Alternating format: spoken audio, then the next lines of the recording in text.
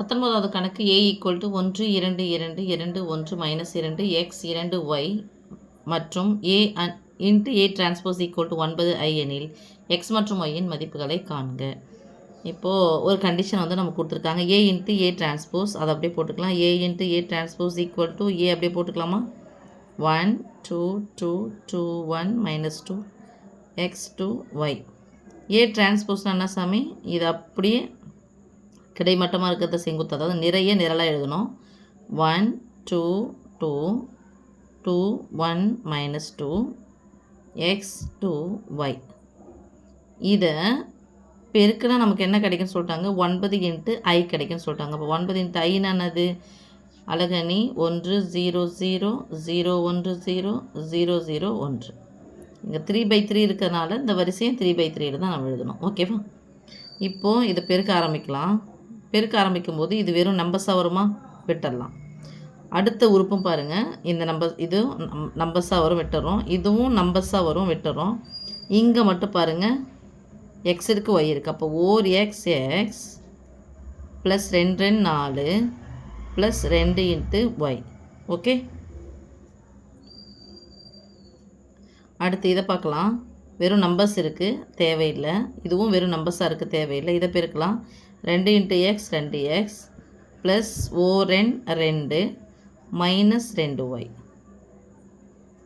இப்போது இது இங்கே பெருக்கும்போது இது xy தான் வருது. இதை கூட தான் பெருக்கலாம். 4xx plus 2 2 4 plus 2 × y 2y. Okay, இப்போது இது இங்கே பெருக்கும்போது 2 × x 2x 4n 2 minus 2y. அடுத்தது இங்கே பெருக்குனா x² வந்துடும், அதனால் இதை விட்டுறேன் நான். ஈக்குவல் டு 9 உள்ள எடுத்து பெருக்குனா 9 0 0 0 1 0 9 0 0 0 9. இப்போ பாருங்கள் சாமி, இது மூணாவது உறுப்பாக இருக்குது முதல் நிலையில். ஈக்குவல் டு 0 போட்டுக்கலாமா? So these implies x + 4 + 2y = 0. These implies இந்த ப்ளஸ் 4 சமக்குறிக்கு அந்த பக்கம் போனால் -4 மாறும். So x + 2y = -4. அதுக்கப்புறம் இங்கே பாரு சாமி, இது 2x இருக்குது, இங்கே 2y இருக்குது. ஓகே, இதை எடுத்துக்கலாம். மூணாவது number equal to 2 × x + 2 -2y = 0. இந்த ப்ளஸ் 2 சமக்குறிக்கு இந்த பக்கம் போனால் -2 மாறும். So 2 × x -2 × y = -2. ஓகே, இப்போ இது ரெண்டும் வச்சு மட்டுமே நம்ம கண்டுபிடிச்சோம். xy கிடச்சிடும் தானே, நம்ம திருப்பி இதை இதுக்கு போக வேண்டிய அவசியம் இல்லை. நான் இங்கேயே நிறுத்திக்கிறேன். இப்போ இங்கே பாரு சாமி, ப்ளஸ் 2y -2y கேன்சல் ஆகிடுச்சு. நான் குறி எதுவும் மாற்றவே இல்லை. குறியை மாற்றலன்னு அர்த்தம், ப்ளஸ் அப்படியே தான் இருக்குன்னு அர்த்தம். 1x 2x சேர்த்தா 3x = -2 -4 சேர்த்தா -6. மூணாவது பெருக்கல் வாய்ப்பாடு 1 3 3 2 3 6. அதாவது பெருக்கலாக இருக்கிற 3 அந்த பக்கம் போச்சுன்னா வகுத்தலாம் மாறாதான். So x = -2. x = -2 அப்படின்னு சொன்னால் y = இங்கேருந்து அப்படியே ரிவர்ஸில் போங்க. எக்ஸனுடைய மதிப்பு இங்கே போட்டுக்கலாம். x + 2y = -4 அப்ளை பண்ண போகிறோம் நம்ம. இப்போ எக்ஸனுடைய வேல்யூ தான் தேவை. ரெண்டாவது பெருக்கல் வாய்ப்பாடு 2 2 4 என்ன 4 வரும்? -4 = -4. இந்த எக்ஸனுடைய வேல்யூ தான் தேவை. எக்ஸ் ப்ளஸில் இருக்குது. ஸோ -4 சமக்குறிக்கு அந்த பக்கமாக போனால் +4 மாறும். x = -4 + 4. ஸோ x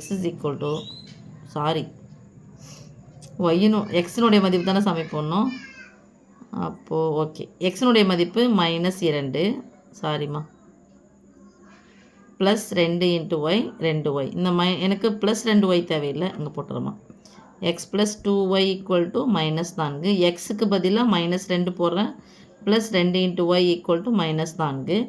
எக்ஸினுடைய வேல்யூ வந்து எனக்கு ஒயினுடைய வேல்யூ தான் தேவை. ப்ளஸ் தான் இருக்குது, நான் இங்கே வச்சுக்கிறேன். தேவையில்லாத இந்த பக்கம் எடுத்துகிட்டு போகிறோம். அப்போ -2 சமக்குறிக்கு அந்த பக்கமாக போனால் +2 மாறும். ஒரு மைனஸ் வந்தால் கழிக்கணும். பெரிய இந்த சின்ன கழிக்கிறேன். பெரியனுடைய குறி போட்டால் -2. ரெண்டாவது பெருக்கல் வாய்ப்பாடு 4n 2 y = -1.